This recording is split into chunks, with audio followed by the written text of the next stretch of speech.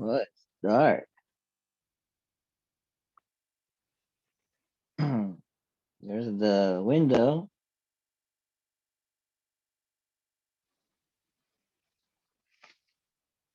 Let me turn on the light.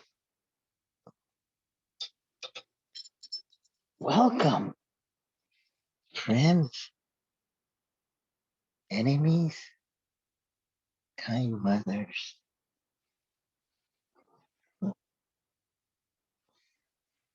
Let me get out of bed. Let me close that. Let me see. I got money in this pocket. No, maybe it's in this pocket.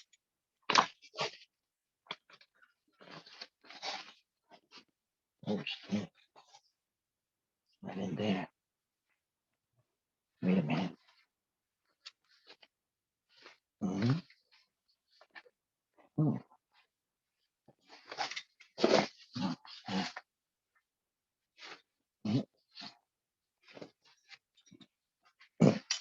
Oh. There it is. Mm. Mm. Mm. Mm.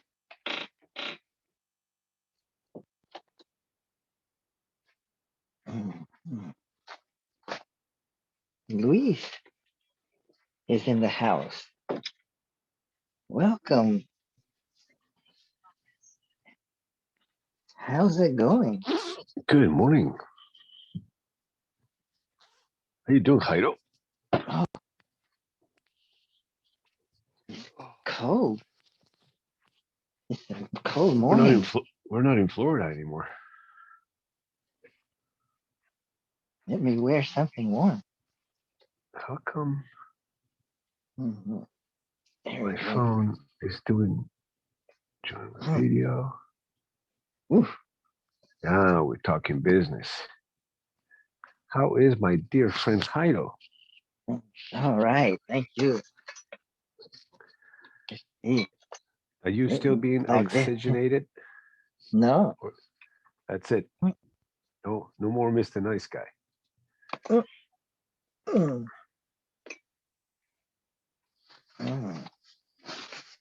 There we go.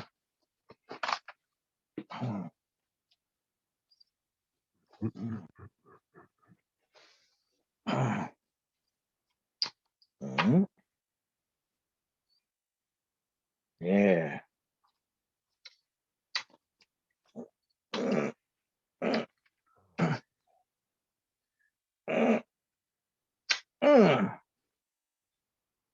There we go. Are you frozen?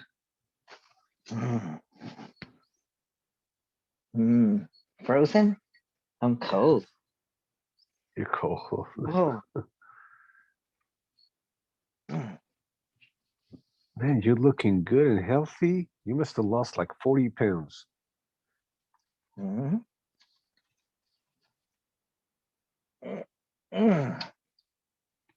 There we go. How's that? Beautiful.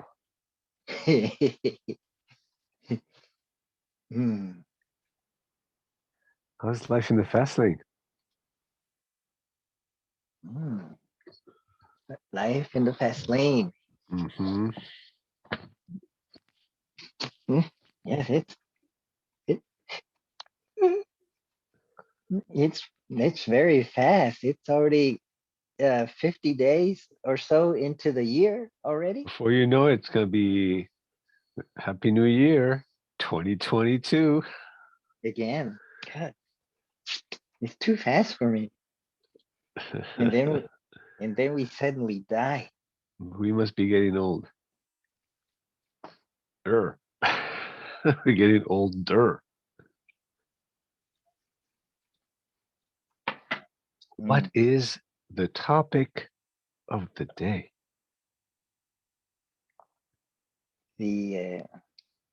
What is the meaning of it all? I know it. I got it. Uh, something is saying waiting on my. I don't know what's going on here. Waiting for what? I'm going to leave and I'm going to come back in. Hold on. Okay. This is preposterous.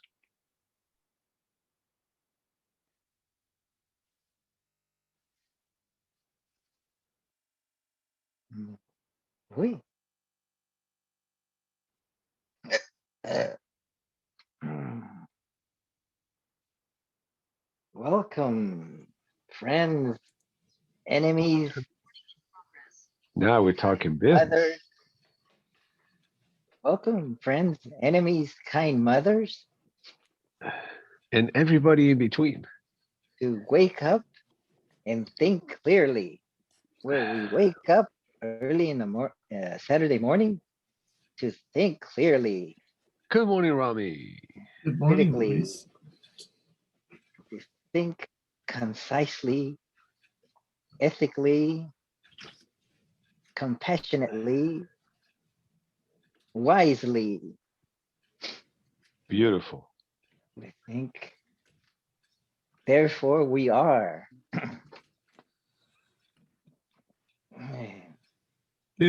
Are you both familiar with the story We, written by a Russian in the early 20th century? I don't believe not. Okay, have you seen the movie, the old George Lucas movie THX 1138? No. Oh, these are both classics. Hmm.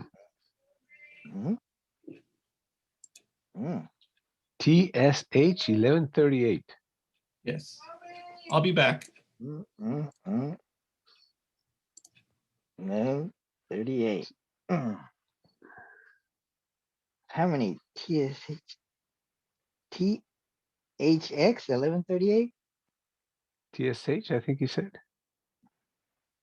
THX is an T 1971 American social science fiction directed by George Lucas. THX 1138. That was Okay. his feature film directorial debut. It is set in a dystopian future in which the populace is controlled through android police and mandatory use of drugs that suppress emotion. So that's where Interesting. we're heading towards that. We're we're going to be controlled by mandatory use of the COVID vaccine. Hmm. That'll suppress our emotions and make us robotic like, make us like uh, Spock, make us more of a sheep. What do you think? Good morning, Joe. What do you think, Joe? But you can call him Joe. The Darwin game founder, the game of the 21st century. I, Joe, I thought you were going to change the name of the game because your marketing department said that Darwin wasn't a good name for a game. It would scare people away, and the gorilla too. You were going to change the name of the game to Woo Woo. No, Wahoo. No, what? Something? Hold on, guys. I just have to turn off. I'm listening to a broadcast of the F-35 fighter and whether we should proceed with that program or not. In where? In Canada? Oh, no, it's a U.S. aviation seminar. It's either that or increase the sale of cremation ovens. I go for the latter. So I know that some people here may have an economic interest one way or the other. Absolutely. My ears perked up right away. I saw that got your attention, Doctor.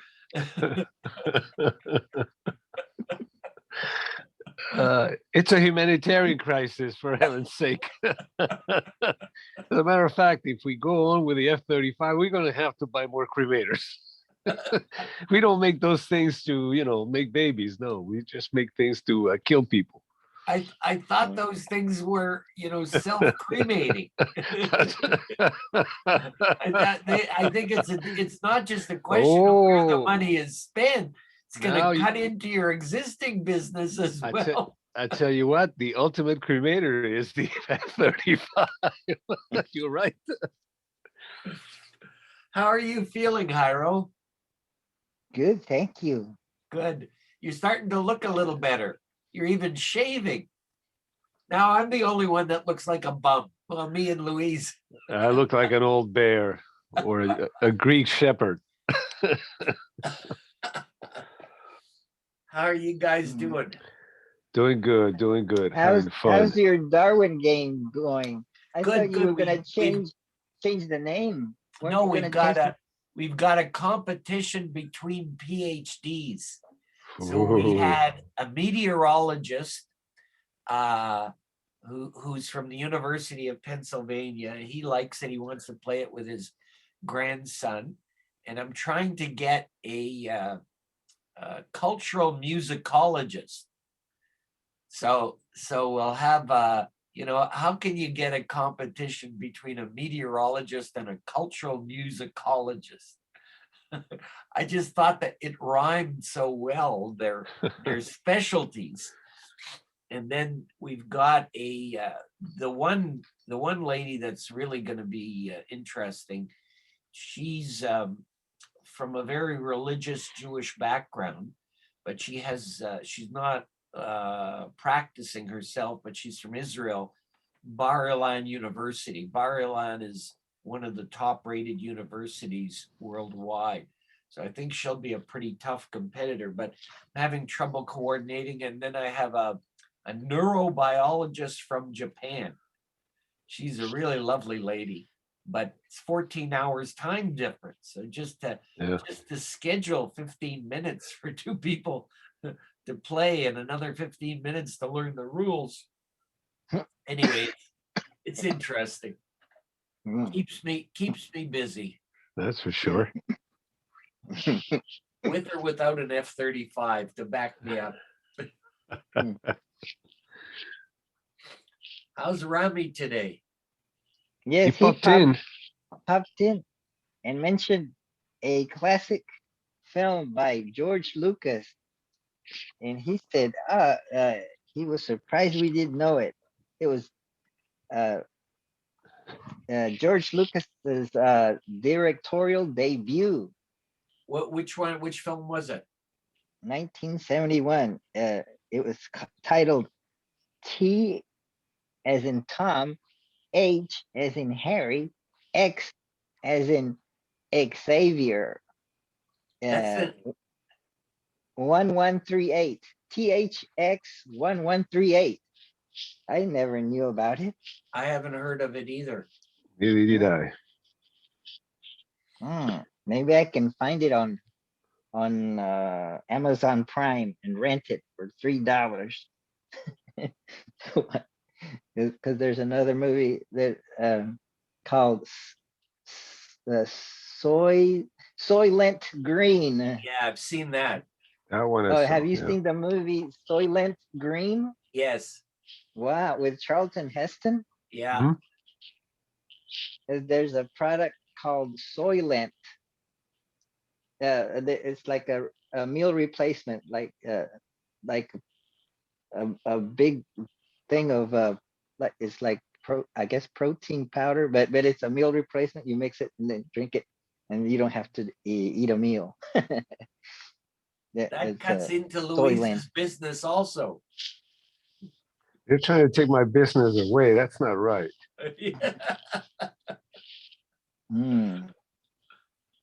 You guys got vaccines down there?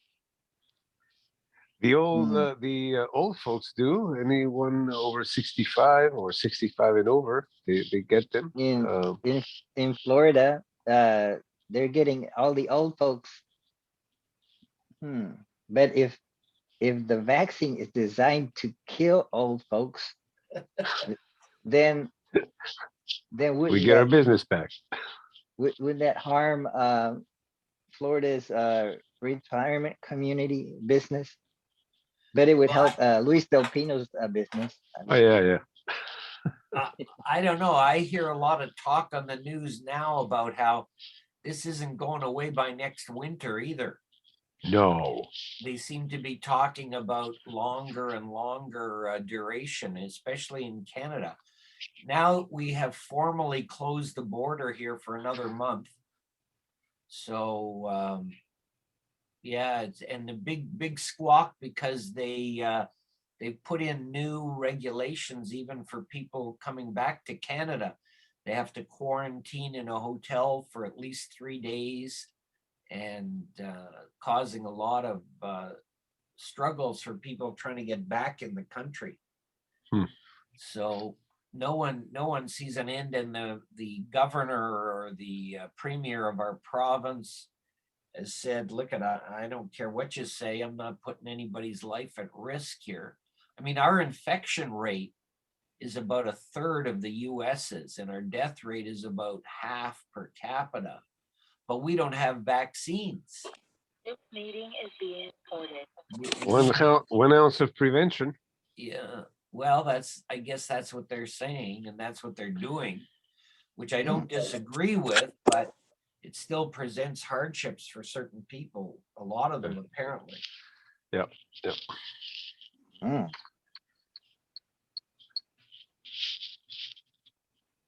Let's see. Look what I'm using. Oh, what I'm using. Oh, What's There that, it your is. iPad or Android pad? yes. See, Oh, you I got a got light. You got I one of got a those. light, and I put my phone in front of the light, and it shines real good. I can show you. Where are you, Hira? Are you back at your home, or are you still at your brother's place? Still at my brother's place. And how's your oxygen supply doing? Are you keeping up with that, or you've abandoned it? I don't need it anymore. How do you know? What's your oxygen saturation level? You should push yourself, man.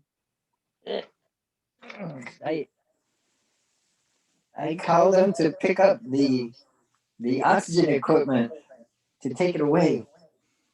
I'm gonna check my oxygen level. Yeah, test, don't guess. What do you got? I can't see it. 98. Wow, that's Bad. pretty good. And when was the last time? 97. When was the last time you used the oxygen? Yes, I returned it a few days ago. And so you haven't been using either the concentrator or the bottled oxygen for 2 or 3 days now, and you're still at 98? Yes, around there. 95 sometimes. I don't know. I wouldn't be in a hurry to let it all go. Are No, you they said- exercising your lungs? No, they said, or the nurse said that I could return it a week ago or more. I kept it extra days. I don't know. Just to use up all the oxygen tanks. Because I had about 5 left. I used them up. And then I called to have them take it away.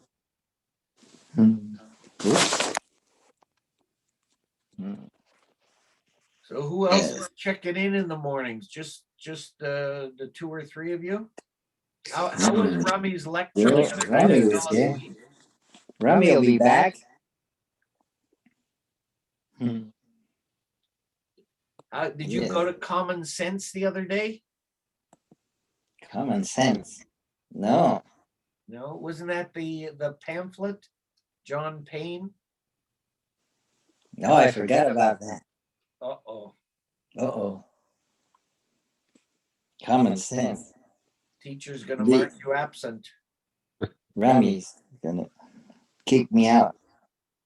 Gonna mark you absent. You're gonna get a black mark beside your name.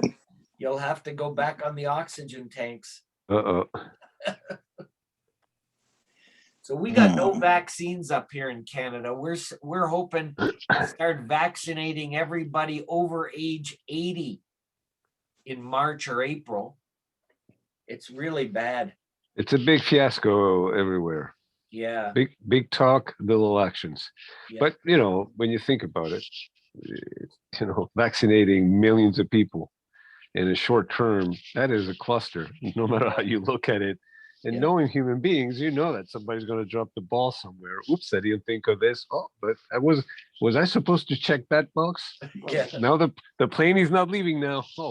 Oh, you know, 2 million vaccines are stuck in a plane. You know, it's just too complicated. Yeah. So I'm taking all these snafus in the news as yes, as usual, normal. Yeah. It's the human nature. Yeah, that's what I was figuring when they were announcing that, you know, Canada would get anybody vaccinated by the beginning of September, and then they announced by the end of September, and I'm hearing September, October, November, December, and now they're starting to talk about next winter. We won't have it all done yet. So I'm thinking I'm not going to Florida next winter either. Oh man. Well, that's what we have Zoom for. Yeah, really. But I'm meeting a lot of nice people on Zoom all over the world. So am I. Really? Yeah. Really interesting people. Mm. Yeah. That you go to 52 Living Ideas. Yeah, I saw David Norton was there last week, I think. Oh. Yeah, he's there. And who else? I've been going out to California. They're a little bit left of left. I think it's the ocean. They got in, they fell in the ocean. They're drifted apart. Yeah, it's happening. I think they're a bit out to sea there. I think that's the far left coast, both physically and ideologically. And then there's Hawaii. It's so far left. I can't imagine what it's like out there. I don't know whether the ones from California. They don't allow people go to their beaches. Is that right? Hawaii's beaches are closed? Oh, wow. Yeah, it wouldn't surprise me. But it's, I find them a bit left of left. And then some. But they're nice people. I think their ideas are a bit extreme for what I perceive. But I don't know. I don't see the world where they are. Yeah. People are nice fundamentally, but it's our ideas and beliefs that make us not so nice. You know, it's just I constantly try to stay away from opposites, the opposite extremes, and I try to always carve somewhere in the middle. Yesterday, I was talking to my son about that. You know, the escalation of conflict on the roads. He was driving the car, and somebody just cut in front of us, and he slammed on the giving hand gestures and everything. And I talked to him and I said, listen, you don't seem to realize nowadays everybody is on edge. Everybody, for one reason or another, everybody is stressed out, anxious, and some people are to the point of psychosis, neurosis and psychosis. So what you're doing there There's a guy that, okay, he cut in front of you. It was a little close, but it was not like you had to slam on your brakes. As a matter of fact, instead of just easing off the gas, you just kind of said, okay, let's have it on. And then you go ahead and give him the horn. And I told him, I said, listen, right now, what you're doing is you're exposing yourself to somebody slamming on their brakes, having you just ram the back of their truck, come out with a gun and shoot you just stiff right there. That's it could happen because you never know. Well, that was a sobering comment. And my son said, "You're right, Dad. I'm gonna have to tone it down." Chill, man, chill. You and just this tell is him my Canadian friend said the word of the day is chill. there you go. There you go. Just chill. And he got it. I was very happy that I opened my mouth at the beginning. He was resistant to it. It's like whatever. But then throughout the conversation, he went, "I think you're right, Dad." and this is what happened. And he wasn't just fluffing you. No. I could see that he got it. It sank in. Yeah. And this is what happens nowadays everywhere. Everywhere, everybody is on edge, and the escalation of thoughts, beliefs, prejudice, biases always results in a higher and higher and higher level of conflict. And now, some people just shoot each other or they bang each other or whatever. And it happens at the political level. It happens at the social level. It happens at the work level, business level, everywhere.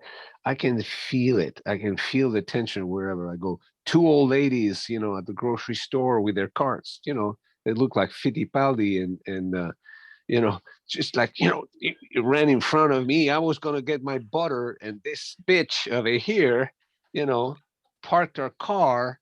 It's just, and it's two old ladies, and you can feel that they're ready to go at it.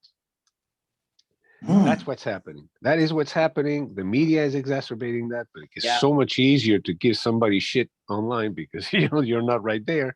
So even online, the exacerbation of conflict and tension is just everywhere. And if any, maybe this could be a theme of conversation. Last Saturday, I don't know if you were here when this happened, Joe. No. We were talking. David Norton started talking about the conspiracy theories, and there are some people that want to take away our right to speak and stuff like that. And it immediately escalated into disagreement. As a matter of fact, David, I think, left right away. No, he had to go. He had to go. Hopefully. In any case, he had to go too. It made me do something this past week. I think I told you, Jairo, because I did mention a guy that I'm not going to mention anymore. Somebody that was inciting violence and social discord. And somebody of holding a powerful office. And my comment was, I don't need to read about this guy. I have seen this guy talking on TV, unedited, no commentary, just listening to the man, his words coming out of his mouth, the way he stands and the way he acts. And I'm saying that guy should not be holding office. He's just he's inciting to violence, and he's in the highest office that you can imagine. And yes, we should shut him up. I didn't know Joe Biden was that inflammatory. He seemed like a soft-spoken guy from a Canadian perspective. But this is what I did. Does he have a closed carry permit? Like he's packing though, isn't he? He's packing something. He looks very suspicious. So regarding those hated people. Like the rich guys that are trying to take over the world, like Dr. Evil, it kind of sparked into me the thing is that I'm going to start looking at these guys because I don't pay much attention to those big guys. And the first one was Soros, and I decided to research the guy, And I listened to some lectures that he gave. I was very surprised. I thought it was Dr. Evil on the far left. And that's not the case. That guy's an intellectual. He understands finances, but lo and behold, he wanted to be a philosopher before he went into finances. He went into finances because he could not make any money and he could not make a difference as a philosopher. But he came up with a theory of reflexivity, which I had no clue about, which I find extremely interesting.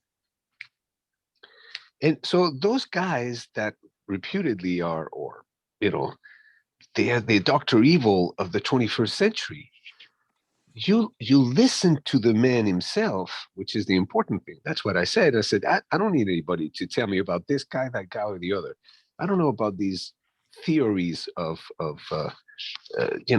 things happening behind the scenes. As a matter of fact, Mike was on the conversation, and he candidly asked the question of David. He said, "What evidence do you have of this conspiracy, planetary take over the world thing?" And of course, there's none. No. What they accept as evidence is, and this is what gets me, it was reported on CNN. Right. So once New it's study reported on CNN, that's the gold standard. And when I hear stuff like neuroscientists have this, or a new study by a couple of psychologists here and there, and they had 100 cases that they studied, and then they make far-reaching conclusions about this or that or the other. I go, wait a minute. Well, I go read the study. You read the study, you listen to the man, and then you find out, for yourself if indeed it makes any sense or not. And this is what's missing. Now people just go by what they hear on TV or on the radio or they see on the media, and it just, nobody investigates into the facts. Yeah. And what's worse, when you don't know, like the very wise Greeks used to say, if you don't know, bracket, do the epoche. It means that withhold judgment. If you don't know, don't make up your mind about something until you study it. And this withholding judgment, emotional judgment, because you don't have the facts, would help a lot with people chilling. Like you just said, just chill. It's no big deal. What's this about the fear and paranoia about this and that and the other? Come on, just, But anyway. I think what you do requires effort. Yes. And one very wise man on one of my Sunday hikes pointed out to me, said, never underestimate how lazy people are. Yeah. So It if is I true. can, in 3 seconds, Give me a hear pill. a reporter report on the TV, and somebody else can then cite that as valid evidence, it was And that's it. reported. Yeah. That's my definition of a fact. Yeah. And to do more than that requires effort. People want the pill. Easy solution. Give me a hack. Very typical now. I have a hack on this. You want to lose 40 pounds? There's the hack. Do this incredible trick. Everything is a trick anymore. We're like all magicians. We want to get the rabbit out of a hat very easily. But getting a rabbit out of a hat takes a lot of work. That's why it doesn't happen. But that's the problem. People don't want to make the effort to apply critical thinking. They are impulsive, overreactive. They don't just think about things before they make up their mind, and then try to get the proper action, the proper information. And that's what happens. That's why everybody's on edge. Everybody's afraid. It's very sad. I don't think it's the first time it happens. To tell you the truth, humanity has been like this forever. It's just that it's a different shade of stress and ignorance. But that's the ongoing thing about human beings. critical thinking to me is the beginning of the solution. Let's put it that way. Critical thinking. Well, I- I'm not sure. Sorry, Hiro, go ahead. Mhm. I think it's exacerbated by social media and the algorithms, the filters, the way when you configure your browser or you use Facebook a lot, then or Amazon Prime. So whatever you browse, then they show you more of the same things in case you want to buy the same thing again. So wherever you browse, like you go to view this, oh, I'm interested in this. So you go there and you get to the same thing. Or if you buy a certain kind of books, then they show you the same kind of books. So, oh yeah, this is similar. I want that one. Maybe it'll help me understand this one. So I want. So you get filtered into a certain mindset, and so you forget about other perspectives. Yeah. So you go into the deep end of like-minded, even on meetup. You join meetups to meet like-minded people. Well, the algorithm must be very confused with me, because it must be very aggravated, because it must think, this guy looked at this, I throw more stuff and it doesn't react. It goes somewhere else completely different. So if the algorithm has a brain or a self-reflective consciousness, must be very aggravated with me. And I think at the end of the day, if you look at it reflexively, we have the power to confuse the algorithm, because if we don't let let's put it this way, the algorithm throws something at us, but we don't buy it, because at the end of the day, the algorithm is there to make money, not to educate you or anything. The algorithm is created by somebody to make money. It's a business tool. Well, if you don't buy, it doesn't work. It's that simple. If you are non-impulsive, if you only buy what you need, then the algorithm has no power over you. Did I ever tell you the story of the greatest compliment I ever got in my life? I don't believe so. No. So there was a time that I used to go to California for part of the winter, and I was helping to take care of an older man, a very good friend of mine, and I was getting a bit isolated, so I was looking for things to do. And I found there was a philosophy group that met up in a city once a month. And it was quite a ways, about 50 miles, but I had nothing else to do. So I drove out there. And they're a nice bunch of guys. Most people who like to think and discuss are usually not bad people. And it was run by a retired philosophy professor, a nice guy, very polite. Hispanic guy. I forget his name now. I ran into him actually on Zoom, and we became kind of friendly. And anyway, one Sunday night, they had a speaker there. It was a graduate student who was doing a PhD in some field of philosophy, and I went out to listen to him. And we usually sit around, have dinner, have a beer, listen to the speaker, and discuss, and so on. Anyway, the speaker comes to start speaking, and he said, if you people don't mind, I would like you to, just by a show of hands, before I do my presentation, if you would tell me what your position is on the issue. If you and I honestly don't remember what the issue is even. It was not something I had thought about or worried about. Is there a God? Isn't there a God? Something like that. So I put up my hand one way or the other, and the rest of the group put up their hand their way. And the group was not evenly split, but pretty close to evenly split. And he did his presentation, anyway, it was very interesting, things that I'd never thought about. So then at the end of the presentation, I would just like to do one more show of hands.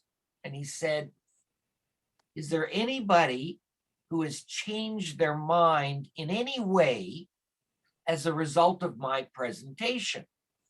And I thought about it and I said, you know what, I think I have a bit. There were things I never thought about, so I raised up my hand. That was fine. He went on, he finished his presentation, and we're going to take him out for a drink or something. And he comes up to me.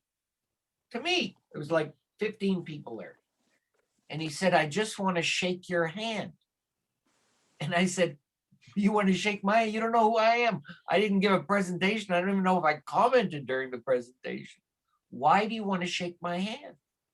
He said, I've been giving this presentation for 7 years. You're the first person who ever raised his hand. and it shocked me. Like, it was totally unexpected. I had no idea, never met the man, seemed like a nice guy, but what do I know? And he wanted to shake my hand.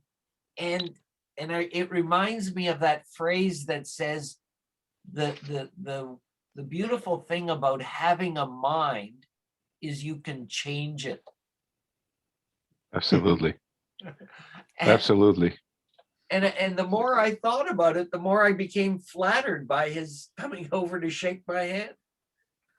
Absolutely. This thing they talk about now in neuroscience about neuroplasticity. Yeah. That is the exit door from the prison of the mind. The fact that the mind can change itself just by changing what it thinks or what it believes or what it says, that is the absolute confirmation that there is a way out of hell. Because since everything is in the mind, of the mind, by the mind, through the mind, because if there is no mind, there is no hell, there is no heaven, there's nothing. There's no reality to be had. Reality only sees itself if it is through a self-aware consciousness. But the fact that a mind can change itself, its thoughts, its ideas, its ways, conduct, behavior, beliefs, understanding, etc., is the proof that if one is in jail, i.e. suffering, one can get out of jail and change one's mind and go, I'm not suffering anymore. That is the confirmation that we have the will, the power to escape ourselves. Another comment about your comment. In the most fundamental teaching of the Buddha, in the Four Noble Truths, aka Dhammacakkappavattana Sutta, he says these words, and I'm going to read it because the big four. Yeah, the Four Noble The Truths. big Yes. four. And he says this repeatedly, or whoever wrote it. I don't know if Buddha existed. It doesn't matter to me. I'm gonna read it because it's exactly what you just said. It amplifies the words that you just said. So give me a second.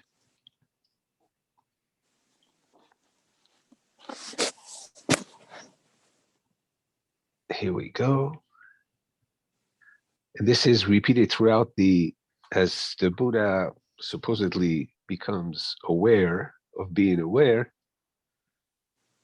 He says here, vision arose, insight arose, discernment arose, knowledge arose, illumination arose with me with regard to things never heard before. You just said that. The guy talked about some things, some views, some perspective that you had not either encountered before, heard before, considered before, or thought about. And this is what this guy is saying, is that in his meditation, he was going inside and trying to find out the nature of being. That's what meditation is about. He says here that he understood concepts that he had never undertaken before. It he had never thought about this thing about, you know, suffering, the origination of suffering, the cessation of suffering, and how to get to that. So that's the beauty. Critical thinking is that investigation into the nature of being and reality, and understanding it deeply until one goes, okay, that's how things are. This is the way it works. This is what I am, or who I am. And of course, it always goes into the dissolving of our idea of me versus the rest of the universe. Everything goes into the unification of everything, like the supersymmetrical theory in physics, where everything becomes one. So meditation is the objective is to find out the nature of being, of becoming, of existence, of our state. Why Let's- am let's- I Am I here? What's Yeah. the meaning of life? Who Yeah. put me here? That's Is right. this a virtual reality? Yeah. Is this a simulation? Or Well, is this real? In Well, my is view, is it more of a simulation for you, Jairo, because you have wireless earbuds on and I don't? Yes. So objectively, I can see they look good. Actually, are those Apple ones or just off brand or what? Off brand, I'm gonna get some non coffee, guys. mainstream. And they work well. Motorola. Motorola. And they work Cheaper. well. Yeah. Yeah. I don't have any of those. They're about $30 or $40. Really? They used to be, apples are hundreds of dollars, aren't they? Yes. And what's the difference? I don't know. I've never had an Apple brand, Oh, okay. but I guess because the name brand Apple, and maybe there's a resale value or something, or it integrates with the Apple iPhone better. Maybe, I don't know. Yeah. Maybe the sound's better. Maybe it hooks up quicker.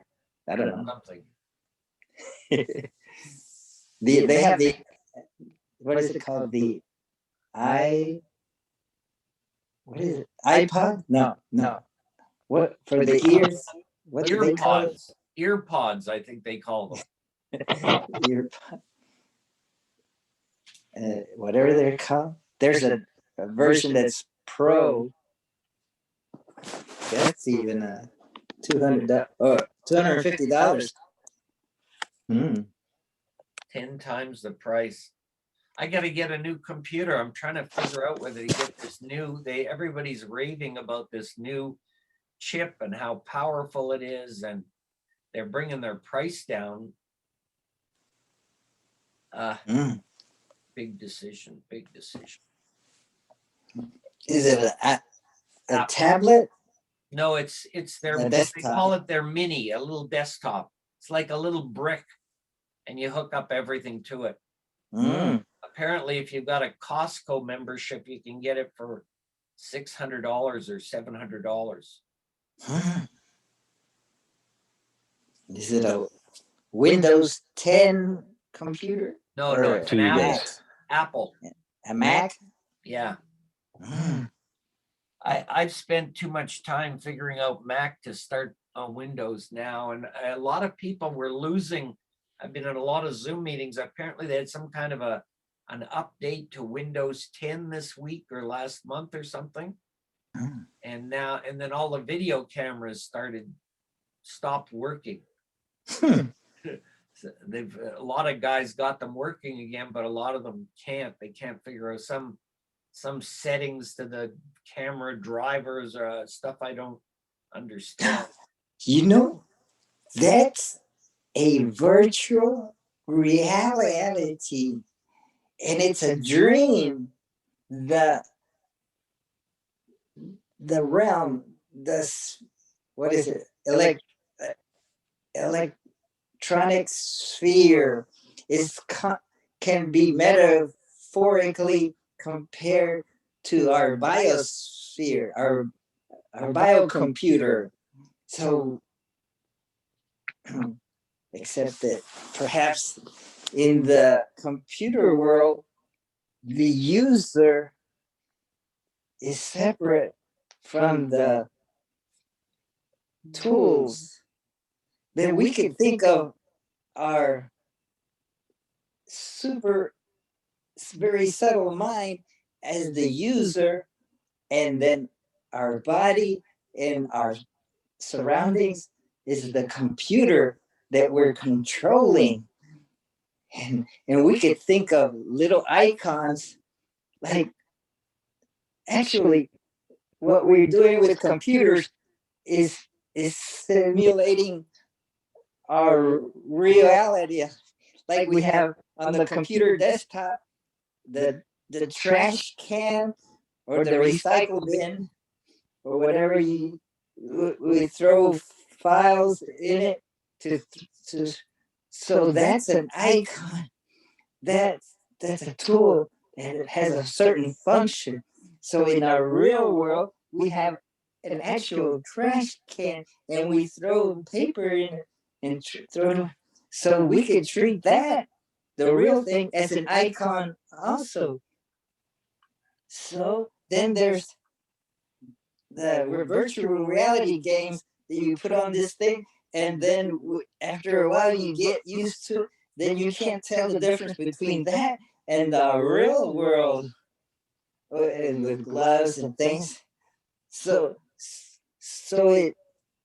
it can mix up your mind. And then there's dreams that we think when we're in it that it's real.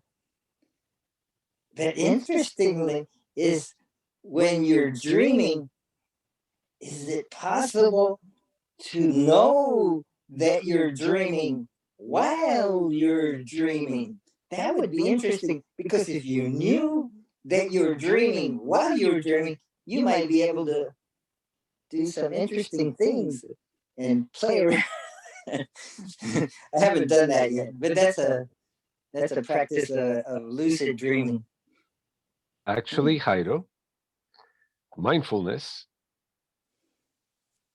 the proper concentration, they call that in the Eightfold Path, is precisely that. To be aware that you're being aware. It's just like knowing that you're dreaming while you're dreaming. So what you call dreaming, which you assume is something that happens when you're asleep and then you're having dreams, the Eastern thinkers call that while you're awake.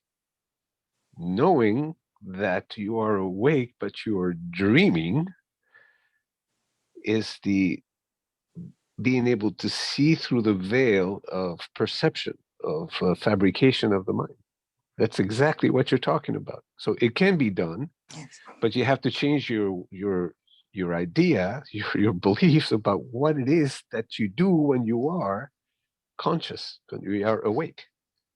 So what if we treat not only dreams, actual dreaming at night, as a virtual reality, but we treat this waking state as a virtual reality?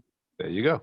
And treat it like a dream, and try to not take things so personally, not that they're solid. Did you know that right.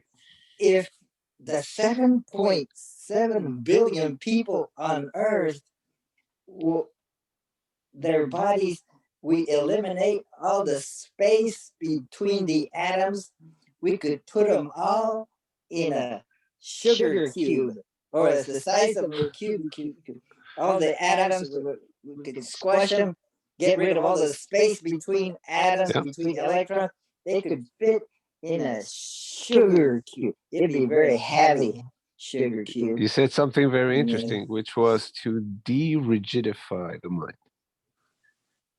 The proper mindfulness, the proper understanding, the ultimate understanding of being is precisely to de-rigidify the process of thinking. So you can see through yourself. Actually, the more you make your mind supple, the more the mind can see through itself, detach from itself, destroy the idea of ego, me thinking, I think, therefore I am. You mentioned that before. So you detach yourself from yourself. That's the ultimate enlightenment. That's the ultimate freedom of the mind. When it doesn't, it becomes delocalized. So you don't see yourself, I'm here, this is what I am, I think about the rest of the universe.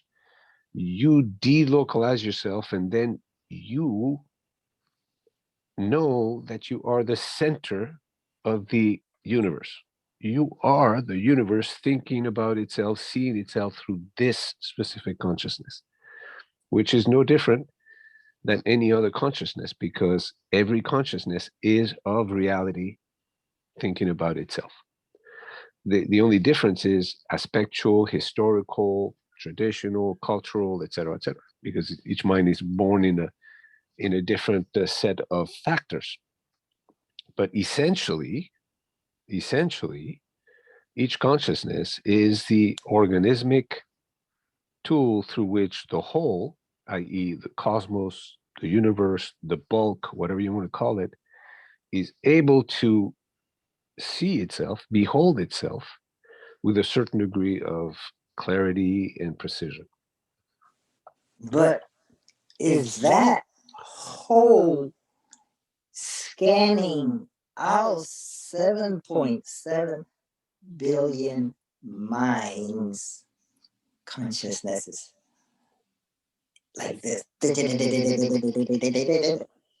and going back through it so that it can see a integrated, multi-perspective view of the universe, but not just the 7.7 billion, but the trillions and trillions of other sentient beings, non-human beings, which are more populous on the planet. Yeah. So this mind, universal mind, or so, is scanning through all these beings, looking at reality, so that reality knows reality better by seeing them all. I Is that understand what's what you're saying. happening? What you are assuming, there is a consciousness beyond all these individual consciousnesses. So you're making a distinction between Because the you talk about reality seeing itself. Yeah, but it's not a super reality seeing itself through us, but there's individual consciousness bits seeing what they can see, what they're able to see. That's right. But Because what's the purpose of that? there's no purpose whatsoever. Seeing itself. That's just consciousness bits seeing what they can There is to survive, to reproduce. Ultimately, there is no purpose. Because there is. reality. That's wrong. That's wrong. The purpose is to win at Darwin. That is the ultimate purpose, to find out. Darwin is a sentient being, and by getting others to play it, it will be able to reproduce. So it has its own consciousness. It's an organism. So it needs to get people to play it in order to increase its popularity, its addictiveness to it. That's a theory, but the real thing is that you get people to focus on the same thing. So it's anti-solipsistic. So the solipsists refuse to play Darwin. They won't play it because they know that they will be forced out of their solipsism and interaction with other sentient beings. And they resist that because that could lead to change. They don't want change. They want solipsism. Aren't the solipsists playing their own game? Yes, of course. Of course. So why would they want to play another game when they're happy with their own game? A perfectly valid point. I can't disagree, but there is a possibility that by exiting your solipsism, you may find a greater degree of happiness. You may be able to engage with other human beings, and according to some philosophers, primarily the Epicureans, that's a better way of being. Is Maybe it they were possible, right. Joe? Maybe they were wrong. Is it possible, Joe, that an individual may be fully happy, consciously happy, and that is a solipsism in and of itself, that says, well, I'm completely happy. I mean, completely happy, 100% happy. I would say, well, so I don't need to do anything in order to maybe be happier than I am, because I'm fully happy. I'm let's use the word infinitely happy. Well, you can't be fully happy and infinitely happy. It depends on whether you believe happiness is a finite or an infinite capacity. Is the universe expanding or is it static? So if you believe the universe is static, then by all means, don't experiment, don't try anything else. Stay within your happiness. Can happiness a state of happiness be permanent, or does it go away? Is eventually does it get replaced by boredom? Like if we get to a happiness, isn't that called homeostasis? After a certain point, then we get bored, and then we want to do something else because we're not happy being happy. Well, so we want to have some drama, some excitement. Well, that's when you move to a 3-player game. Because if you've achieved nirvana with a 2-player game, and just imagine how much bigger. You've established that, Hyro is the better player than Joel or than like playing Luis. Tic-tac-toe. Exactly. After a while, you get this strategy. So you want a 3-dimensional tic-tac-toe or something else. Maybe so more then lines. Add a 3rd player. And then derive out of your 2 solitudes that have now merged into a common experience. So you will have each had a common experience, a shared history, and then you can introduce a 3rd party. But that can be done with anything. That can be done just through a Zoom meeting, just like this one. We are.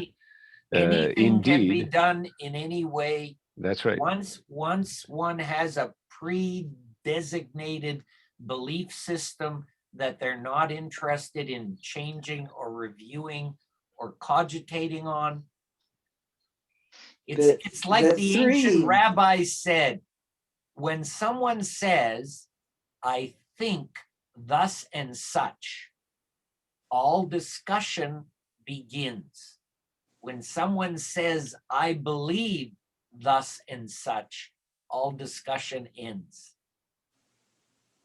But now I must get my coffee.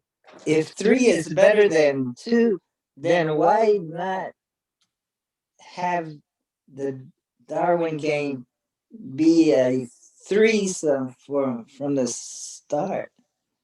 Oh, most games are played between 2 people, it gets very complicated with three, because imagine playing chess with three people. How could that be done? And also, there's marriage. Marriage is done between two people. Imagine how complicated it would get with three people. That could cause a lot of suffering, could cause jealousy. What Why causes is that? Why is that, Joe? What I didn't hear that. I was going to check on the boiling water for my coffee. When you were talking about playing a game with three people versus two, because you're bored with two. Well, that happens in marriage, but except you don't. I guess because of the biology, it's hard to have sex with three people. Well, you could have like a threesome with one woman and two men, because the woman has several holes. But I So can't does the think man. so deeply. oh, I guess so. But I noticed am that lost in this. most games are for two people. Like there's chess. It would be very hard to play chess with three people. But Darwin relies on Heraclitus's principle. Everything changes.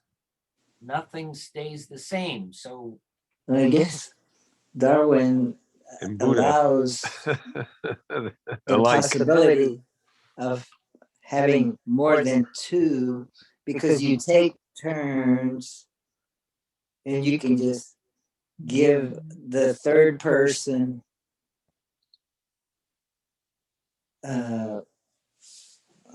you can give the third person the same pieces as the other two, and they just take then you, turns. like the Buddha says, you change the pieces. I One guess becomes the other. they could invent a chess game where you have three players. So you'd have three kings, three queens. But maybe it'd have to be three-dimensional.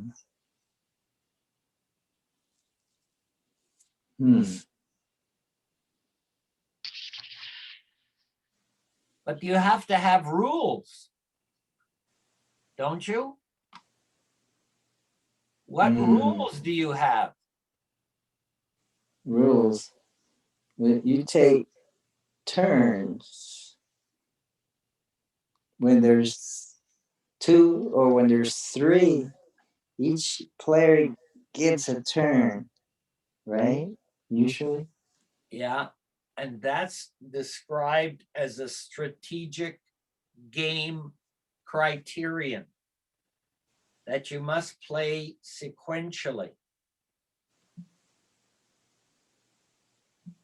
Or as you call it, taking turns.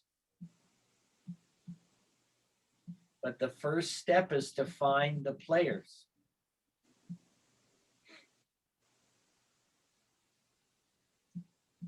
If Buddha and Jesus were to have a game, who would win?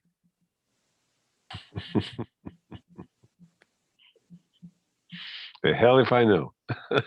Where's David? What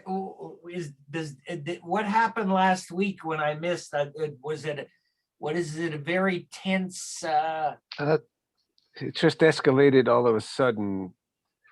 It was a quick thing, and I hope I didn't hurt anybody's feeling or insult anybody, because I was just I was Maybe speaking he's plainly. not coming back. He was speaking plainly. You know, there was a question that Mike, the mathematician, asked David regarding his thoughts, because he was talking about this. You know, there are some people that are taking away our freedom of expression because the Twitter doesn't let people express themselves, and you know, some kind of a, you know, those weird theories about some very powerful people taking control over the world. And Mike asked the question very candidly also. So what kind of evidence do you have on that? I mean, where are the facts? Um, and then you know, this thing about freedom of expression, I was the one that asked the question. It's like, you know, if somebody in a position of power is inciting to violence and destruction and civil unrest, conflict, should we not just say no? Just you're out of the, you know, just stop it. We don't want to hear you because you're inciting to violence. Could that happen in the game of Darwin, or in a chess game? That no, not in. But in the three-player game, one of the player is unruly, so the other players can say, "We want you to stop. You're making the game unpleasant."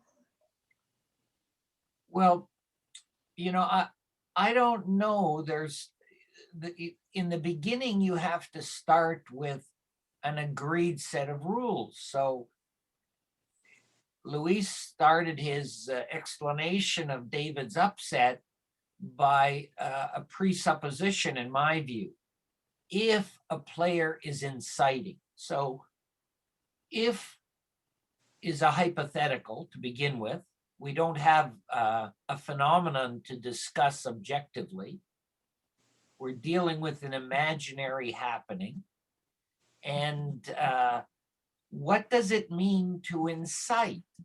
And at what level of authority must you be before your words, you cannot use certain words. So for instance, the three of us could say anything to anybody. Presumably, I think we're all mature enough.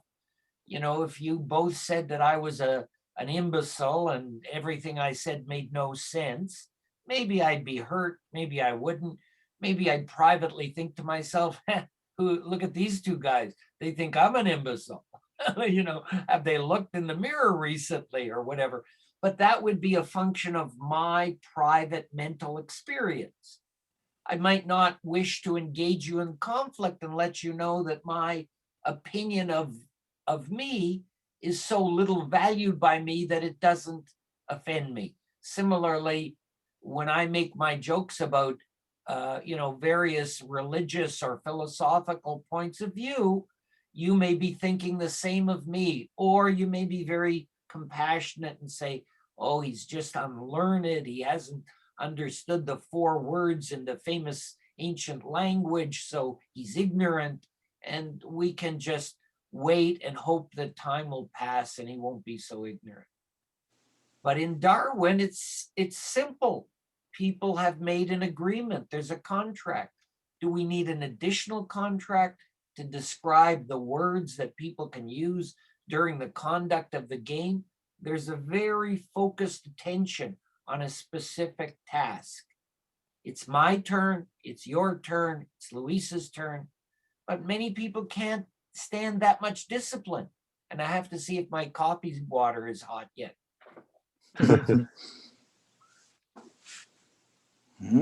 So does that mean that in the individual versus the collective, the individual doesn't like rules, so the individual tends not to want to play games, and yet they do.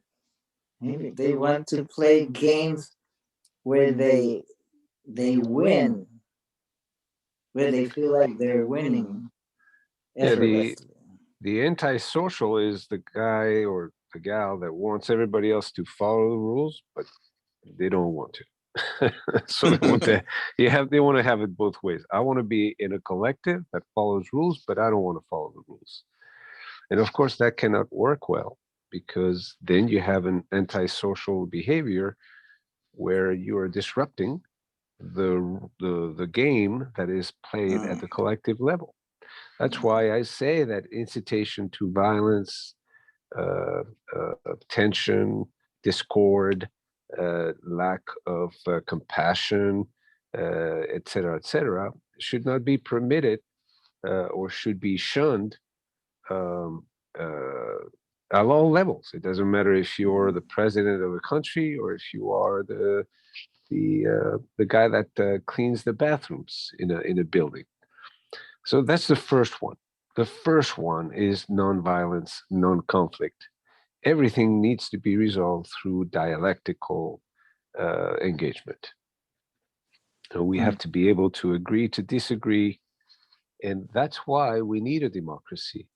We need to collectively agree. Okay, that's what we're going to do, and we're just going to follow these rules collectively and individually. For example, the people that are now still saying that the president is not the president because the election was stolen, they are going against the democratic will of the people that has pretty much established that Biden is the president. But there are some people that don't want to accept that. They're being anti-democratic. They don't want to play the rules of the collective. And that is a problem. That's what creates tension, conflict, disagreement, ill will, and eventually, as things escalate, like I was talking before,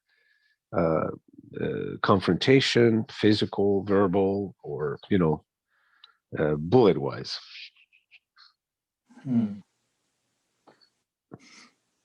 Yeah, I think Biden should stop carrying his gun. Mm-hmm.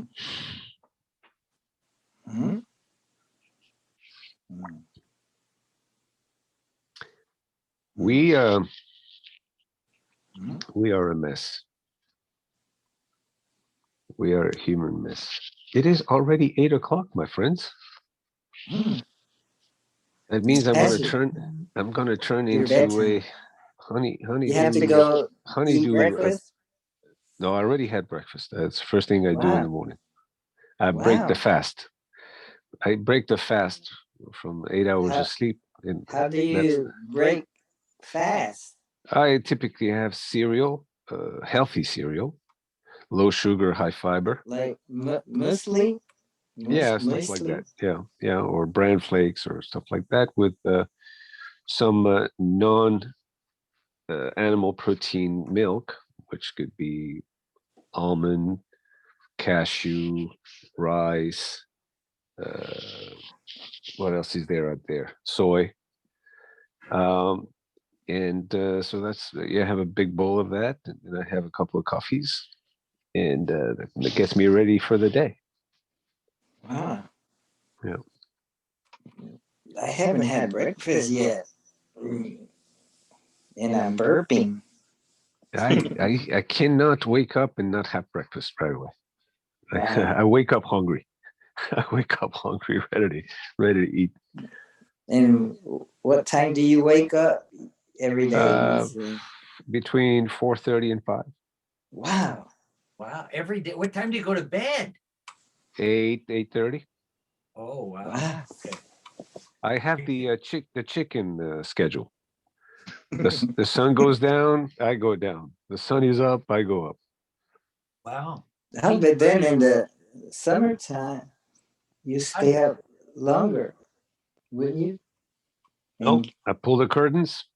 I make everything dark in my room, even though the sun is still up. I don't know why they did that. They did that because they wanted the farmers to work more hours and be more efficient at creating, at farming. But no, in the summertime, I know that's a good question. It's still very bright out there, and I just pull the curtains, make everything dark, and I go to bed at my normal geophysical time. that, it's been, because they change the hours, and the older you get, the more you feel that change in the 1 hour. It's really disconcerting, to the mind. The But daylight savings thing. yeah, I think it's really bad for our psyche, our Did they do that cycle. in Canada? Yeah, everywhere in the world, I think. No, some places don't. I think there's a few places that don't do it. Really? Oh. Yeah. In any Generally. case, yeah. In any case, I just go to bed always at the same time and wake up pretty much at the same time. In Maybe some I How do did. you see Saturday Night Live? I don't. Oh my goodness. You had a deprived adulthood. I Maybe am you a, can watch it on I am a Hulu. delocalized mind. Yes, that is true. A lot of people talk like, "Did you watch this? No. Did you watch that? No. Do you know that guy? No." I am. I could might as well be on Mars in many regards. But no, I just don't. If there is something going on, like a big the State of the Union, I will watch it the next day. If there is something that needs to be seen, maybe a movie that I'm interested in watching, I will wait and I'll watch it on my terms, not the TV's schedule. Yeah, you can subscribe to Hulu Plus, and you can watch Saturday Night Live If something is at very any important, time on if something demand. is very important, even if I don't try to watch it, I'm gonna get the information thrown at me. The next morning, somebody's gonna make a comment, show me a video, and I'll get the gist of what the important stuff that happened in that event. So I don't watch the news per se, and yet I know what's going on in Texas with the big thing, or there was a flood in the Southeast Asia or whatever. It's just the news find a way to us, even if we're not trying to watch it. It's funny. Mm-hmm. That's good.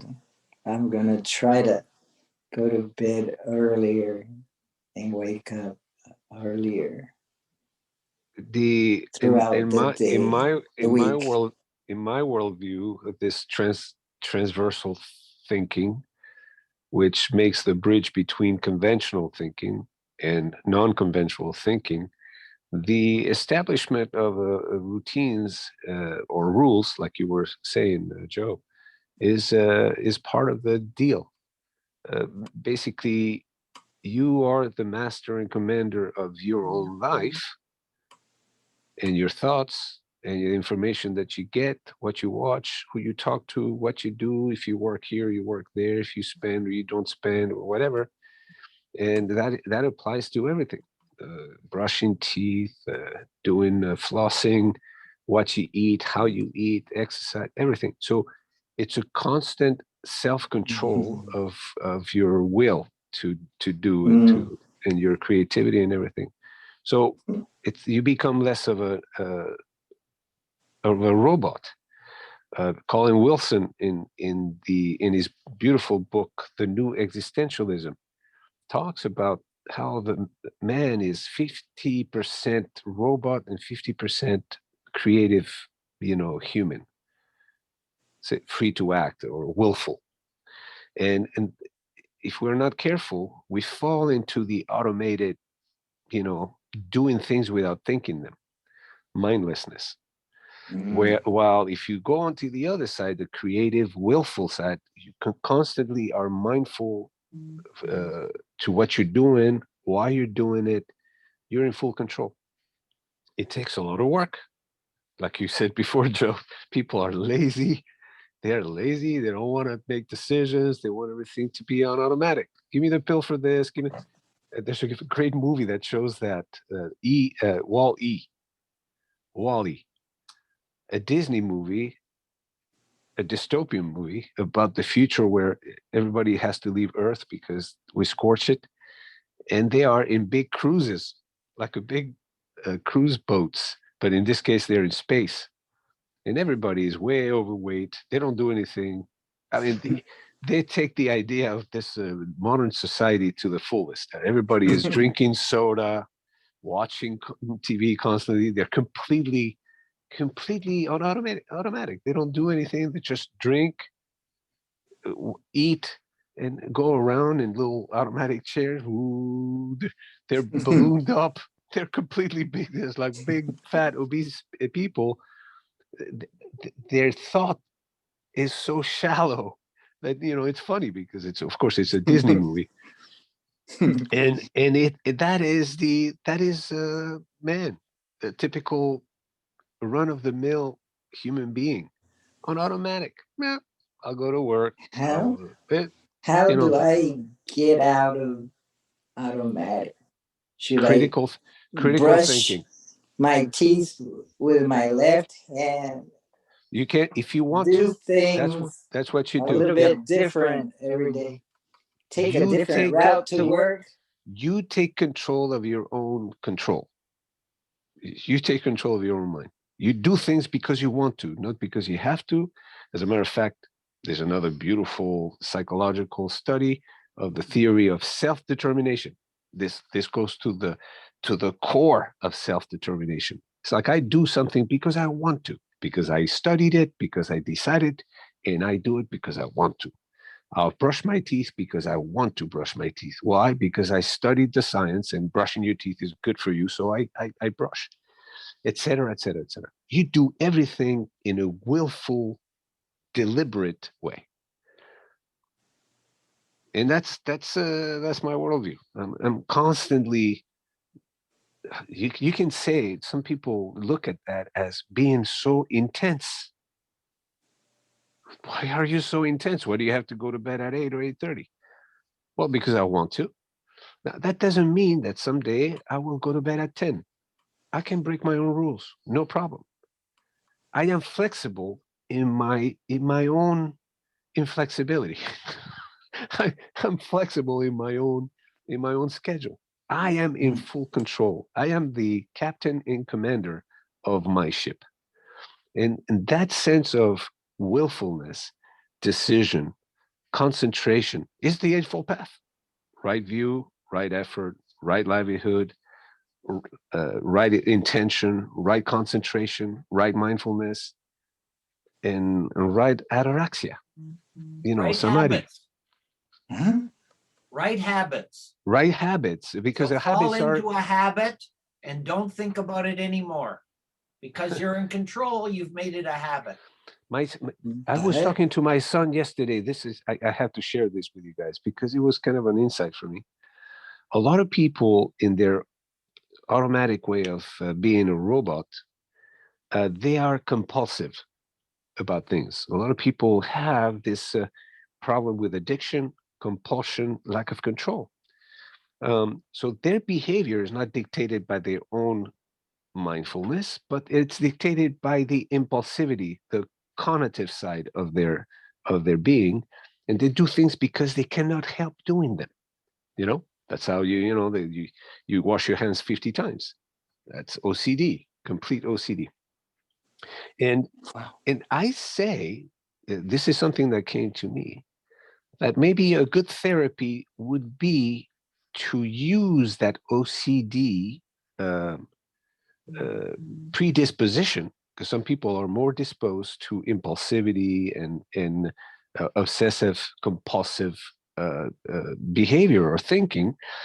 I think there's something to be said about redirecting the compulsive obsessive nature of a mind into doing things that are good for that mind. So if you're going to be compulsive about something, don't be compulsive about gambling online, for example. Be compulsive about going to bed on time. Be compulsive about being in control of yourself, etc., etc. Whatever reverts in your happiness in the happiness of others, which is what Chamfort, the French thinker and libertarian, define, the good morals, is be happy and let others be happy without hurting yourself or others. And you can do that compulsively if you have that in your nature. Be compulsive about brushing your teeth and eating properly. Be compulsive about going to the gym. as long as you don't hurt yourself or others, you're in the right direction. Be compulsive about finding what habits to change, because there may be bad habits that we don't know about. Right. We have to discern what bad habits to convert into good habits. If you think about it, the ultimate release from suffering of the mind, because again, we're not talking about changing the world. That's, changing the world is a very difficult thing unless you have superpowers.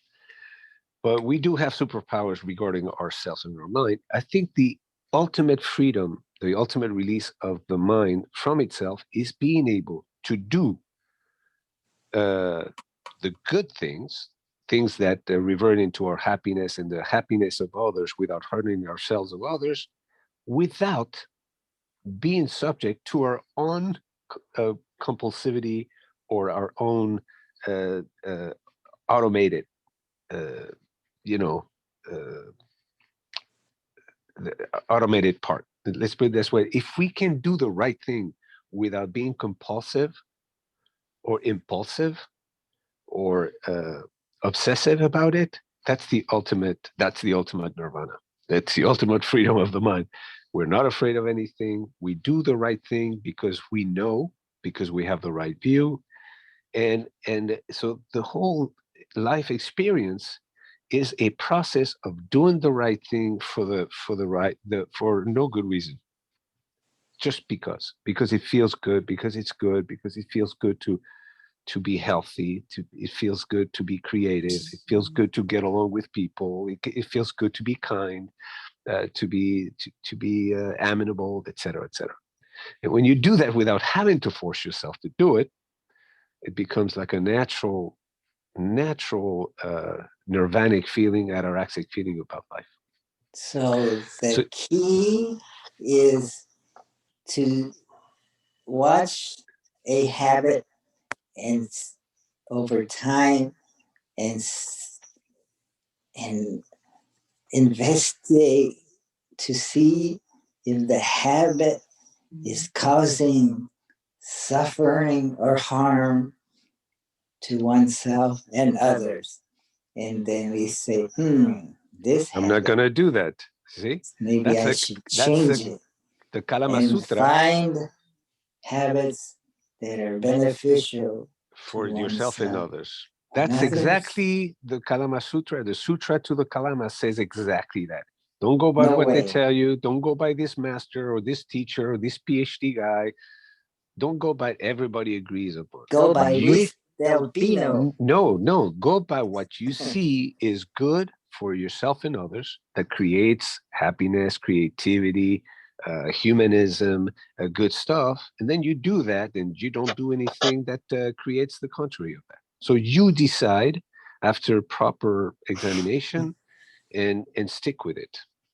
That's the Sutra to the Kalamas, which is what got me started in this whole thing. Actually, that was the one thing when I was looking at understanding myself and the rest of reality. That sutra hit me right there, because before that sutra, everybody was telling me what to do, what not to do, just because I say so. You have to, the 10 commandments, you shall do this, you shall not do that, no negotiation. And it needed to ask my opinion. Do you think it's right? So this sutra says, you think about this, find out the skinny on things, then you make up your mind. And if what you're doing reverts in happiness for yourself and others, it is fair, it is compassionate, it is creative, it is humanistic, it redounds into everybody's happiness, do that. If not, don't do it. But it's still your mind. Have to have some faith in some other that is more skillful and seems to have his life together and seems to be highly regarded as a master, a life coach, perhaps. Then you have to investigate, is this a good life coach for me? And what do other, maybe get on Google and check them out and check out reviews to see, should I go with this coach or with that coach, this guru or that guru? Because they might have such extraordinary skills in taking you to where you want to go. Like, say you want to learn a language, maybe you need a language instructor that will take you there quicker than learning the language by oneself, perhaps. Or like if you want to learn the game of Darwin, maybe you want to go with Joe to teach you that skill versus Luis, who doesn't know how Who to doesn't know shit play. about it. That's right. But at the end of the day, you have to make up that you have to make up your mind. You have to command your boat, your ship. You know, a lot of people have been bamboozled into thinking that they can never command their own ship. How many times do we hear this? How many times do we hear we don't know anything? No matter how much we know, we don't know nothing. That's a learned helplessness. Of course, we don't know everything, but transcendental thinking is not about knowing everything. It is rather knowing the nature of anything. Once you know the nature of anything, you're better able to navigate the shoals of life. What do you think, Joe? I think habit is habit, and controlling your habits may be valid, but when do you reevaluate your habits to find out if even the habits must change? You have to When mindfully, the- you have to. Have you ever heard about the OODA loop? This is played on an OODA board. Okay, OODA is observe, Isn't the name you observe. want to change it to? Well, that's the board that Darwin is the game is played on. It's played The on OODA. board. OODA board. But did you guys take that from the concept of that Air Force officer that came up with the OODA loop? Charlie OODA? No, I don't know. I don't remember the name of this guy. I'm gonna allow me to Google it. Google it. See, OODA loop. Observe. How do you spell Observe, Uda? orient. Observe. OODA loop, cycle, observe, orient, decide, and act. Developed by a Oh. military strategist of the United States Air Force Colonel John Boyd. And what this is answering your question. Should I not evaluate my habits to see if I need to change them? And it's exactly what he's saying. He says here, but you're in war, so you have to change, your strategy. And you basically, the idea is to observe what's going on, orient yourself, according to what you see. Then you decide the course of action, and then you act according to that decision. But you don't stop there. You don't stop there. You go back and observe again after you've made your changes. So you're constantly, dynamically changing and acting according to what you see in your environment. Because in your environment, you may have things that happen that make you change your habits. Maybe, for example, just a quick example. I lose my job and I find a job at Walmart and I have to work the night shift. And I have no other way but to go ahead and take that job because I don't have anything else. What happened to my go to bed at 8:30 p.m. and wake up at 4:30 in the morning? Yikes. So I have to change my habits. It may not be the best thing, but if I want to eat and pay my bills, I have to take that job at Walmart working the night shift, et cetera, et cetera, et cetera. So the habit, well managed, deliberately, includes the loop of observation, orientation, decision, and action. So you cannot say, and it would be a big mistake to say, well, this is the way it is, and I'm not going to change it. Because the environment makes you change your own, the captain of the ship is going to have to change course if there is a hurricane coming, or if the wind changes all of a sudden. So you have to change according to what the outside factors are doing. So this is a harmonic coherence with a changing environment outside. So you have to change your own thinking, your own habits, your own determinations in a very dynamic way as the world around you changes. That's the answer to your question. Does that mean you can stay up for another 30 minutes if your mom gives you permission? That is correct. If you feel that it's a good thing and but if you find out that if you stay 30 minutes every day and you begin tired, and then you can't do your homework, or you can't pay attention to the math teacher the next day, then you have to observe, orient, and then decide if you're going to stay 30 minutes late every day, even if your mom lets you. Because sometimes you have a mom that is too nice to you, and the discipline is so again, you have to decide for yourself. And that's the true way to be a human. You cannot be a human that does not observe and decide and act according to it. The OODA loop is the cycle, observe, orient, decide, act, developed by military strategist John Boyd. It is clear that war is a very dynamic, dangerous game. So is life. If you don't pay attention and you cross this, if you don't look at the left and right before you cross the street, you're liable to get run over by a car. So this OODA loop is not only for military scenarios. This is for living. Maybe that's comparable to mindfulness. Well, at least in mindfulness, you observe, without a doubt. You orient. Yep. Maybe you have to decide and act.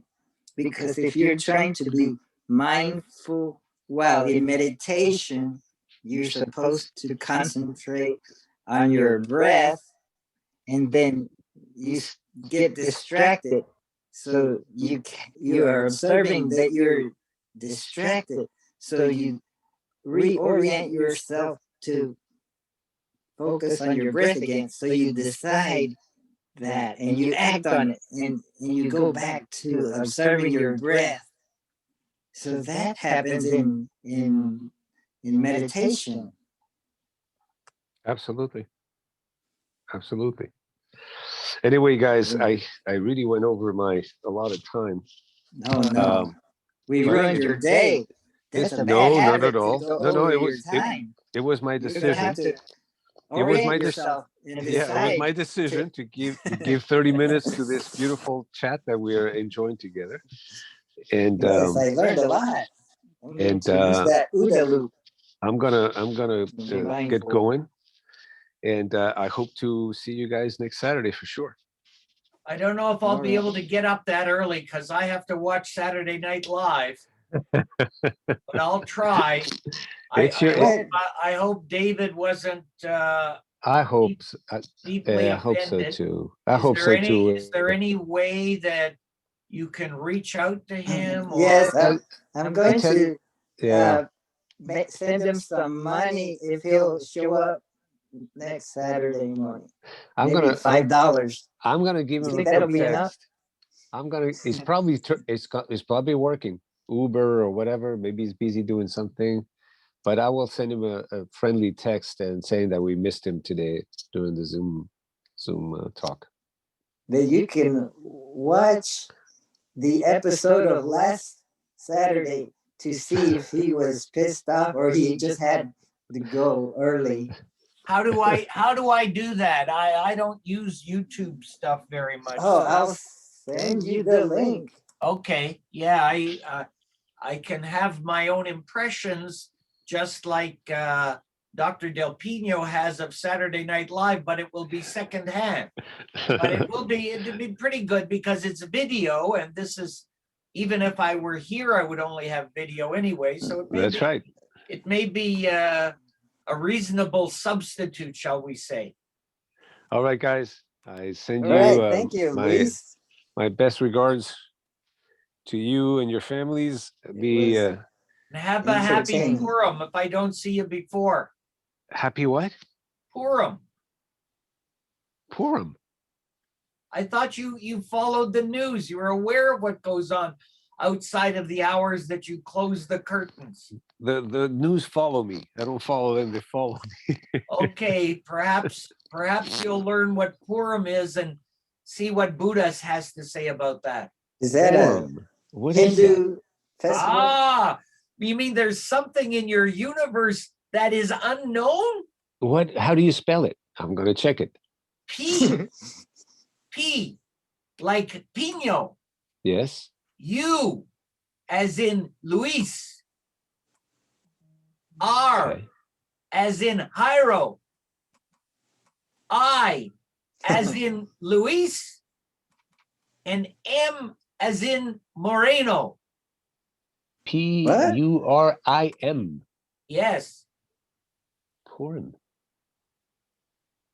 That Holy sounds smoke. Oh, like that's Sanskrit. that's a Jewish holiday. That's right. Saving of the Jewish people from Haman, Haman.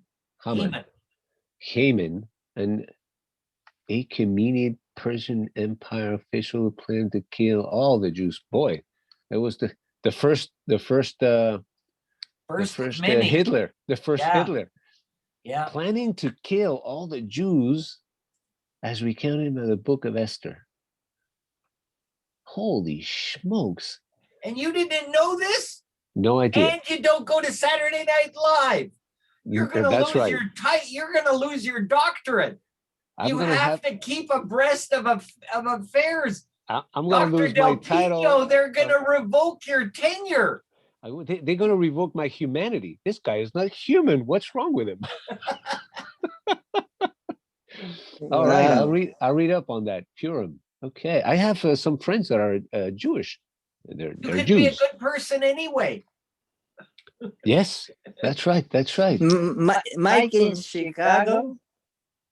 Mike is of Jewish descent. That's right. When I is he have, coming back? I don't know. Maybe he'll call me today. He pops in and out like a Was Like a he media- was he here last week?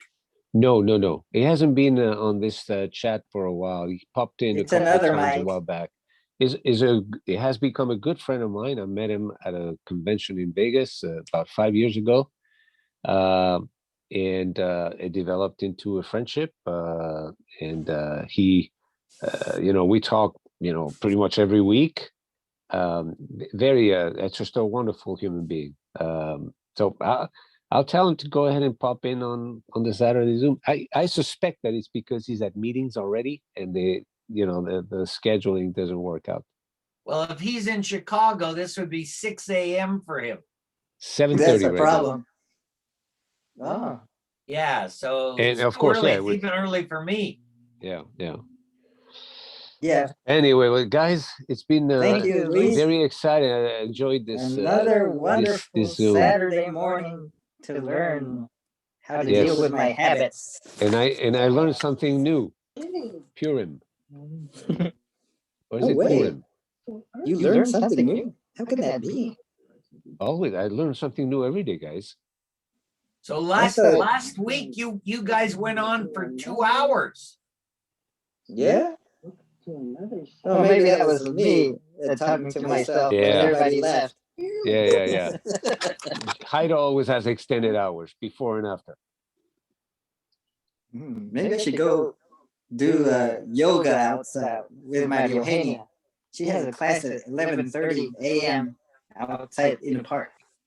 With social on distance. On Saturdays? at a park. Yeah, you should go out there and take some sun. That'll do you a lot of good. Mm. All right, my friends. Yes. Again, always a pleasure. Thank you very much, and we'll see you next Saturday, hopefully. Thank you. Where's it? Did everybody leave?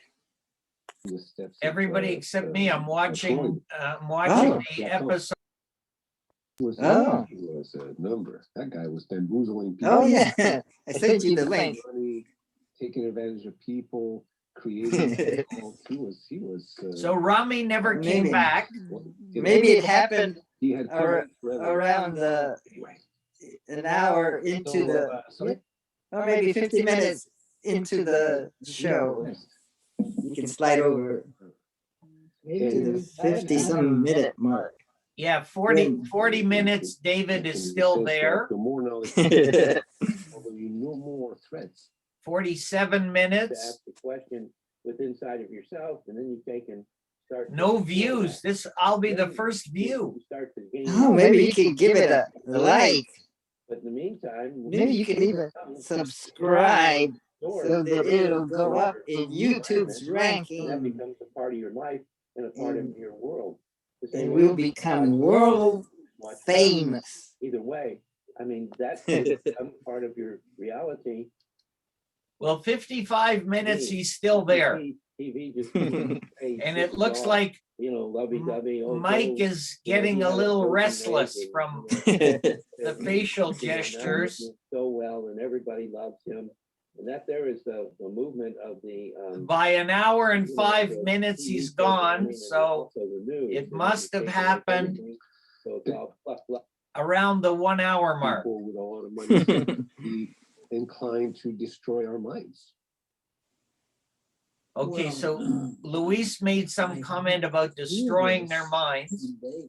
Occasionally I've heard it from other people, and it's a story that floats around.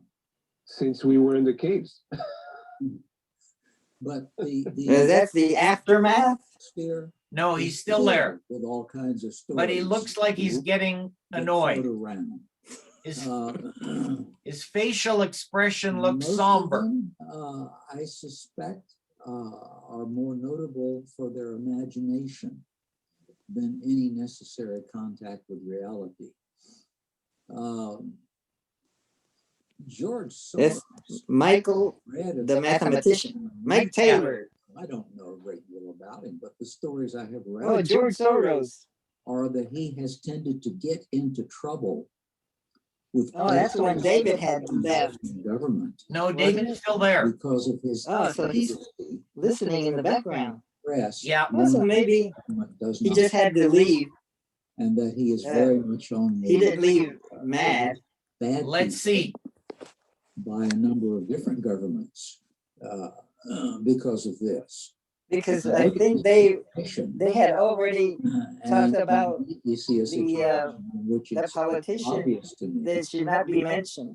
these people have a That caused incentive to an uprising in the crowds so immediately and a little bit of It's a violence. red flag, right? It's like January 6th. What is the deal with this guy? Why is he so bad, Dr. Evil? Well, maybe it's because he wants free speech. He wants people to be able to think clearly, as a matter of fact. But he doesn't support that at all. The thing is, he doesn't support the people that he supports actually are against free speech. They're more for control, for mind control, for controlling what you think and how you live. That's George Soros. what You evidence just explained the total Oh, what evidence? of free speech, because the thing is, he supports all this here cancel culture right now, where the thing is on the internet, Oh, maybe he's funding out anybody cancel that culture. disagrees and looks at life in a different way than they do. Maybe he's I mean, Google and Facebook funding misinformation. along with Twitter. I No, mean, what's wrong with the conversation? Preventing Somebody that doesn't misinformation. believe what everybody else believes. I mean, that there is what Socrates was all about. So There's nothing wrong with that unless they, for example, they are violent or they incite to civil unrest, right? Yeah, but the violence, right now you're looking at what's being portrayed. But the thing is, the violence over the past year has not come from the right. The violence has come from the left with Antifa in all these different cities to drawn in and burned up. See, all this I stuff. always take the evidence, like Mike says, I take the evidence to the person. When I hear a guy that is inciting to Here it comes. and hatred. Who's inciting violence and hatred? Do I have to give the name of the person that is at the forefront of the news right now because he said go out there and fight to the death, and because they stole this election, blah blah blah? Who said that? Fight to the death. He didn't say Trump. that. Good. I'll say the name. Find me those exact words and send them to me. Give me a copy of them right now. He never said that. I'm not going to make a trial out of this one. I know what I heard. You know, I know what I'm saying. Every time I hear that guy, it's like, what? Fight to the death. He didn't say that. I can't follow people like that. I have, you know, I can't, you know, I make up my own mind. I don't know about Soros. I never hear him talking. You're telling me just by what you're saying and everything. You listen to CNN all the time. No, I just hear the guy live on TV. No, and I look at a guy like that and I said, no, this is a guy that I cannot follow. I cannot, and I'm listening to the man. I'm not listening to commentary about a man.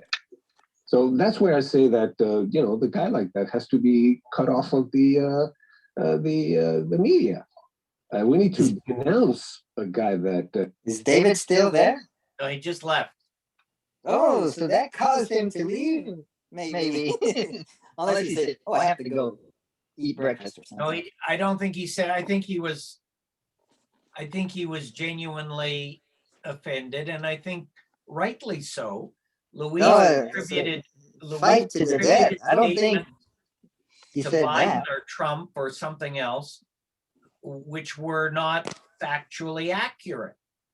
And he refused to entertain the thought or provide the evidence. Instead, he just talked over David. So, you know, Foul play. Well, was David justified in leaving? I guess if his points are not being addressed and people are spouting things that he knows to be or believes to be factually inaccurate, you know, is that? Yes, when it happened, I wanted to call Luis on that, or I wanted to say, no, he didn't say fight to the death. He did say maybe things that we're not going to give up. I think he actually used the word fight. Maybe, but can you just? I don't think is the president of the United States never allowed to write, speak, or utter the word fight? And because there are some people who will understand that the crowd in one way. Well, whatever crowd is following him, do we know what that is? How large a number does it have to be a crowd? And how do we know they're following him? Because they're congregated in a certain place. And did they have their earphones in, cordless or wired earphones? And did they hear it? And how many of them heard it?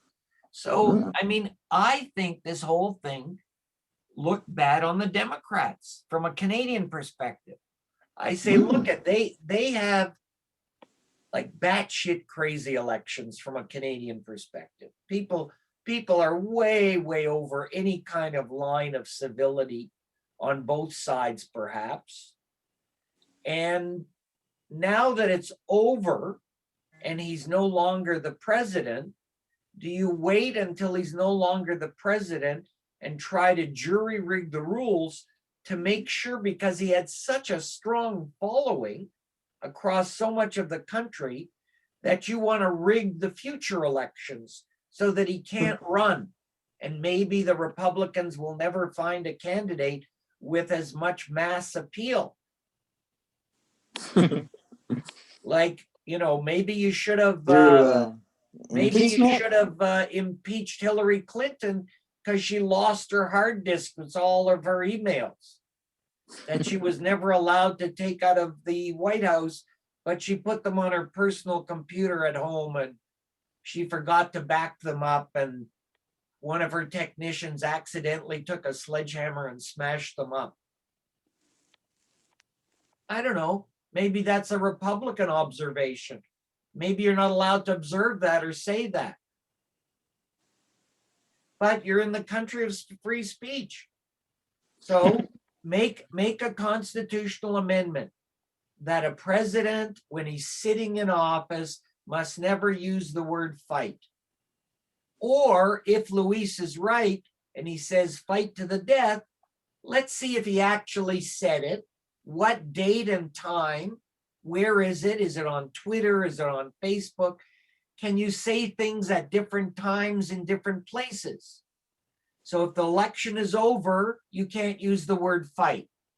If the election is on prior to election day or days, or the closing date for the mail-in ballots, you can use the word fight, but you can't use it in the phrase fight to the death. If that phrase was ever said, and I don't believe it ever was, and neither do you, and neither does David. But Luis does, but he's asleep most of the time during the relevant hours of CNN. Anyway, I think David was upset, and rightly so to a certain extent. Luis was appealing to the crowd. He was using polemics. In that case, the crowd only amounted to Michael. It wasn't a large crowd at the time. So he got offended and insulted, but he's not the president of the United States. And I don't think Luis or Michael or you or I are either. I'm certainly not allowed to be because I don't have an American citizenship and I'm not American born. Yes, I wasn't American born either. I was born in Colombia, And South America. But you can vote in the U.S. election. Even if I you can be never president, become president. but you can vote. Maybe I could become a dictator of the United States. But were not you president. there fighting with the Antifa people? Colombian Lives Matter, Black Lives Matter. No, I didn't fight with the Antifa. So, there's David was the pretty likely upset. Black Lives Matter people. But yes, I did make some comments on Facebook to a Trumpist friend.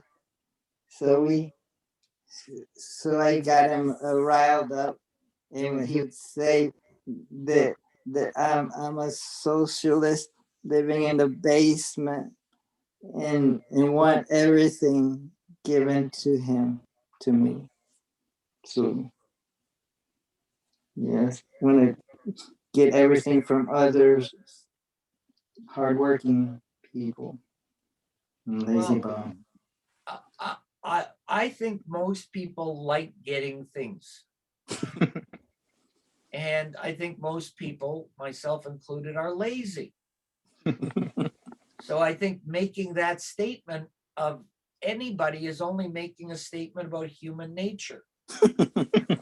If you're standing under a fruit tree and there's a ripe apple within your reaching up and you're hungry, you don't climb up the tree to get the ripe apple that's at the tallest branch. Most people wouldn't do that unless they need to exercise or have some particular need to climb a tree. So what he's saying is universally true of human beings, anytime, any place. Unless you were born with a silver spoon in your mouth or a golden spoon, you might feel differently. Look, I've got it all now. I don't want to give any of it to you. Or maybe I'll give you a little bit if it keeps you quiet and I can still keep most of it. What about taxes? Yeah, What do that's a word.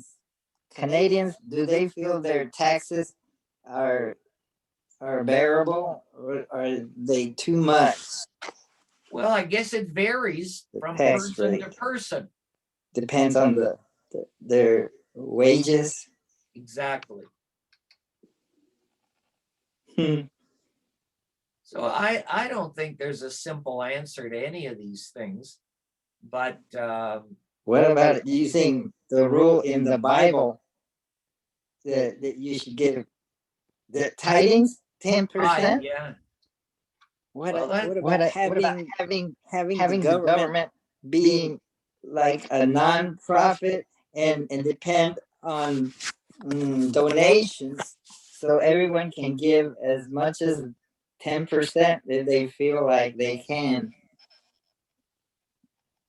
Well, you know, 10% of what they make. an abstract number, may go a certain distance, but On an honor system. anyway, my lecture on the philosophy of mind is starting in Ottawa. You're welcome to join. If you want. Oh, I should go eat breakfast. Break Good my idea. fast. Maybe I should go back to bed. Anyway, Hira, I'm happy to see that you're getting better. I think that's a good thing. And I just need to exercise more. Yeah, me too. I think you should keep exercising your lungs with that blowing machine. Yeah, I don't try it. I don't think you can do yourself any harm with that, but I'm not sure. I'm not a doctor, but if you got it, flaunt it. Where is it? I don't know. Here it is. Now see how much I can breathe in without coughing. Does it measure that? Yes, see?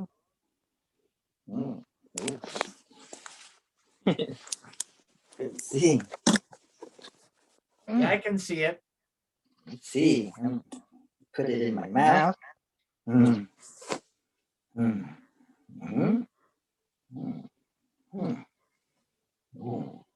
gonna breathe in.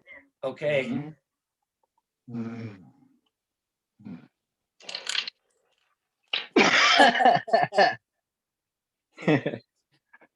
You're not doing it. You're not exercising enough.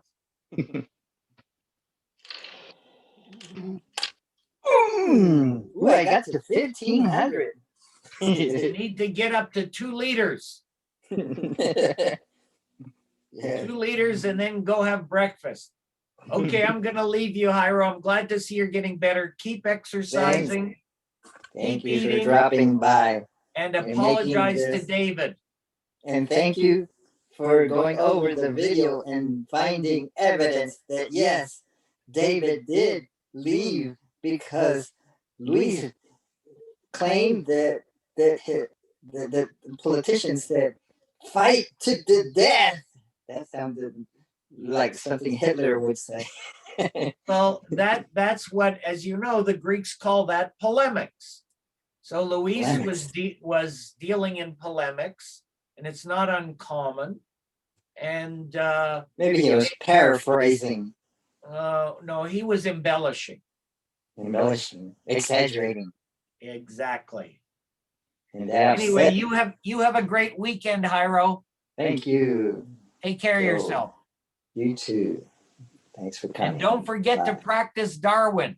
We're gonna put you up. We're gonna put you against a guy from Milwaukee. So the game board is called UDA.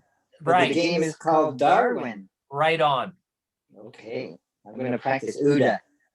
UDA.